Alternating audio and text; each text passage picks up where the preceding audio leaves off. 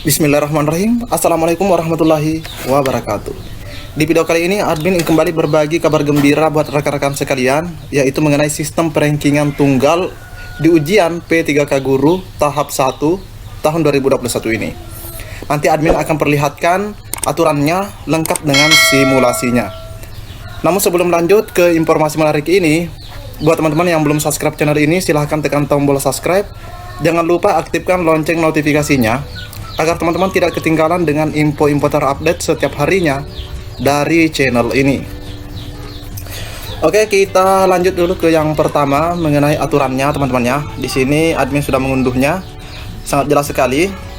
Di sini diinformasikan bahwa rapat Panselnas yang dihadiri oleh beberapa unsur, diantaranya Kementerian Pan-RB, Kemendikbudristek, BKM, BPKP, dan tim KNA Panselnas menyepakati untuk menjelaskan pasal 29 ayat 2 Peraturan Menteri Pan-RB nomor 28 tahun 2021.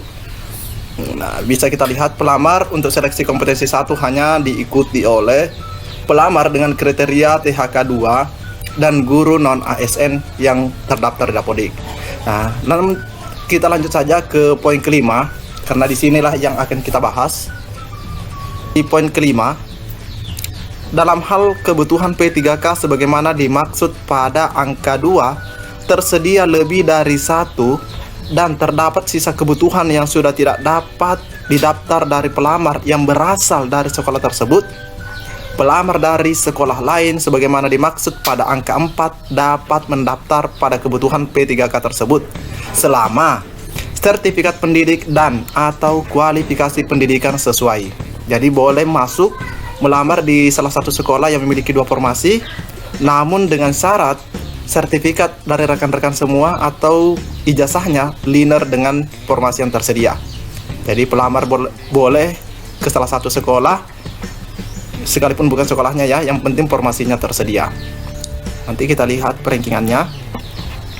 Pelamar sebagaimana dimaksud pada angka 5 selanjutnya dibagi menjadi 2 kelompok sebagai berikut. Kelompok pertama berisi pelamar yang mengajar di sekolah tersebut. Terus yang B, kelompok kedua, berisi pelamar yang berasal dari sekolah lain. Jadi jelas teman-teman ya. Oke, kita di poin ke-7. Pelamar sebagaimana dimaksud pada angka 6 selanjutnya berkompetensi pada kelompoknya masing-masing. Artinya, yang di kelompok 1 akan bersaing dengan dirinya sendiri, dan yang di kelompok 2 akan bersaing dengan dirinya sendiri, karena yang tersedia 2 formasi dan yang ikut tes 2 juga. Yang satu dari sekolah induk itu sendiri dan yang satunya dari sekolah lain. Poin ke-8. Pelamar pada kelompok kedua berkompetensi untuk mengisi kebutuhan P3K sebanyak sisa kebutuhan sebagaimana dimaksud pada angka 5. Nah, seperti yang admin baru saja jelaskan teman-teman ya. Ketentuan mengenai pengolahan nilai dan penentuan kelulusan akhir pada masing-masing kelompok merujuk pada pasal 30 Peraturan Menteri Pan-RB nomor 28 tahun 2021. Jadi di sini di Permen Pan-RB ini juga dijelaskan mengenai penentuannya teman-teman ya.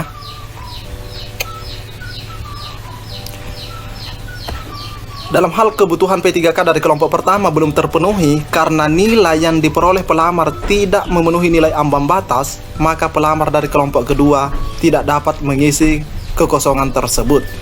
Ini jika yang tersedia cuma 1 dan 2 yang melamar teman-teman ya.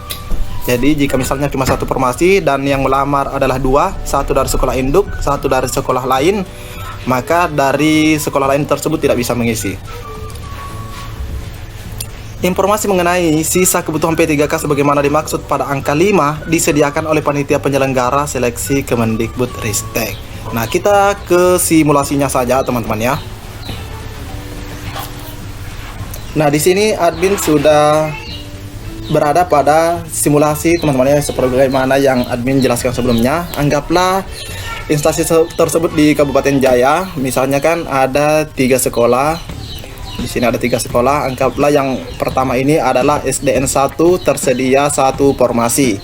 Karena tersedia 1 formasi, terus ada guru yang linear dari sekolah tersebut. Ya, tersebut ya. Namanya Bapak Ari, ijazahnya PGSD. Linear teman-teman ya. Kita ambil saja formasi guru kelas SD. Terus yang sekolah kedua atau SDN kedua tersedia 2 formasi guru kelas. Nah, yang satu learner dengan ijazah tersebut namun berasal dari sekolah tersebut juga. Jadi Bapak Budi ini mengabdi di SDN 2 ini. Namun karena ada 2 formasi yang tersedia, sedangkan yang learner itu cuma ada satu guru saja, cuma Bapak Budi, ternyata ada guru dari sekolah lain yang masuk mendaftar, teman-teman ya. Ada yang mendaftar dari sekolah lain karena masih ada 1 formasi yang kosong, dan Bapak Doni inilah yang mengisinya karena ijazahnya learner. Seperti itu teman-teman ya. Nah, di sekolah ketiga lagi tersedia, atau kita sebut SDN 3, tersedia 1 formasi guru kelas. Namun sayangnya di SDN 3 ini tidak ada gurunya yang learner ijazahnya maupun serdiknya dengan formasi yang tersedia. Misalnya yang mengajar di guru kelas tersebut adalah guru PAI dan tidak memiliki serdik. Akhirnya apa?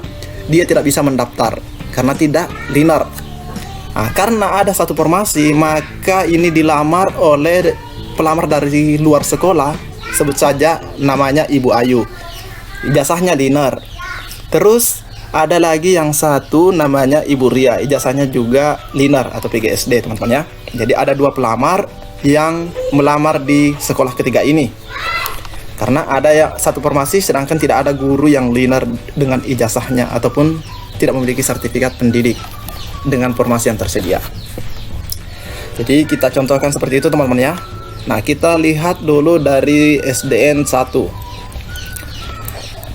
Nah, di SDN 1 tersedia 1 formasi guru kelas yang mana kita sudah ketahui bersama namanya Bapak Ari. Nah, Bapak Ari ini kan harus berkompetisi dengan dirinya sendiri teman-teman ya. Tidak ada penyaingnya. Ya, sebagaimana yang admin jelaskan sebelumnya, Bapak Ari ini berasal dari SDN 1 ini sendiri. Namun apa yang terjadi, Bapak Ari ternyata tidak lulus passing grade. Tidak lulus passing grade. Nah, karena Bapak Ari tidak lulus passing grade, maka yang terjadi adalah Bapak Ari daftar di tahap kedua. Otomatis ketika daftar di tahap 2, dia kembali berusaha mendaftar di formasi sekolahnya sendiri. Namun Bapak Ari di tahap kedua tidak lagi sendirian karena dari sekolah lain juga boleh melamar di sekolah ini. Karena kan sudah bisa teman-teman ya, dari guru honorer swasta maupun PPG sudah bisa mendaftar di tahap kedua ini, lengkap dengan THK 2 yang juga tidak lulus di tahap pertama. Jadi Bapak Ari ini akan ikut di tahap 2 lagi dan mendaftar kembali di sekolahnya. Namun penyaingnya sudah ada, beda dengan di tahap sebelumnya. Berbeda lagi jika Bapak Ari ini akhirnya lulus. Ya, mungkin saja nilainya di awal pas-pasan atau bahkan kurang. Ya, misalnya kompetensi teknisnya itu cuma 315, teman-teman ya.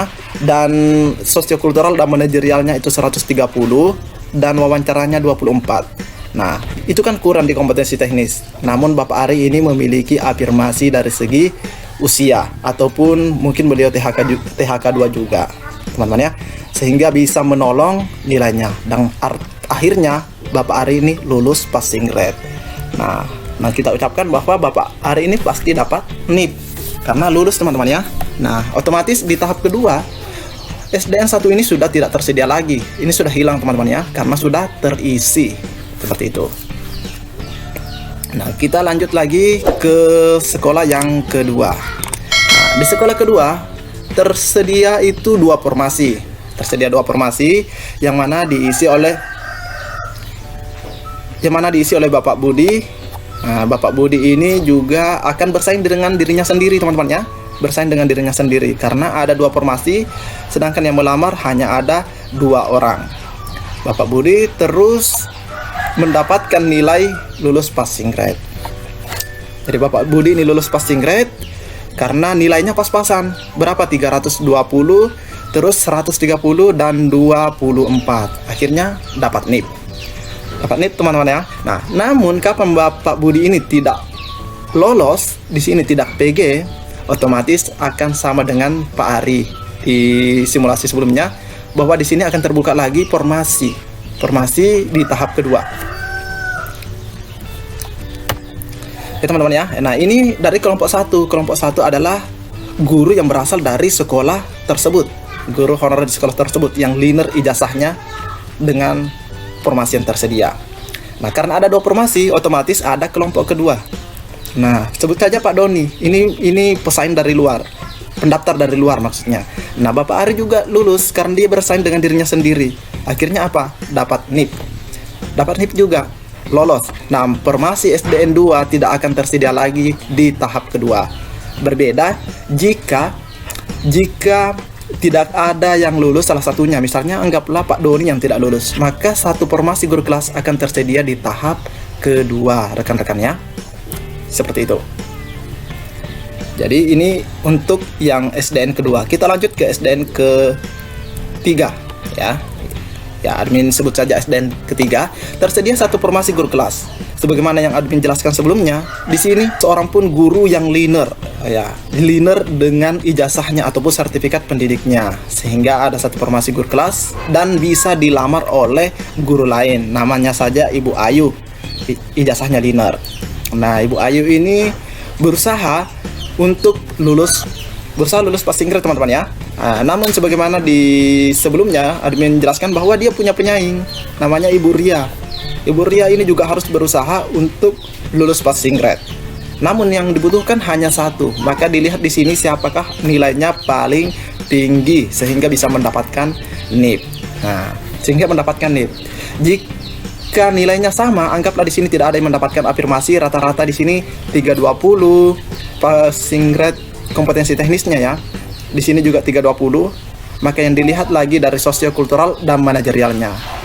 Nah, lebih lengkapnya teman-teman bisa kok cek video admin di sebelum-sebelumnya yang ada di channel ini. Sudah dijelaskan mengenai penentuan kelulusan jika nilai sama. Bahkan sampai dengan dilihat dari segi usianya teman-teman ya. Nah, semoga saja bisa dipahami simulasi ini. Dan mungkin cukup sampai di sini informasi yang dapat admin bagikan di video kali ini. Lebih dan kurangnya mohon dimaafkan. Assalamualaikum warahmatullahi wabarakatuh.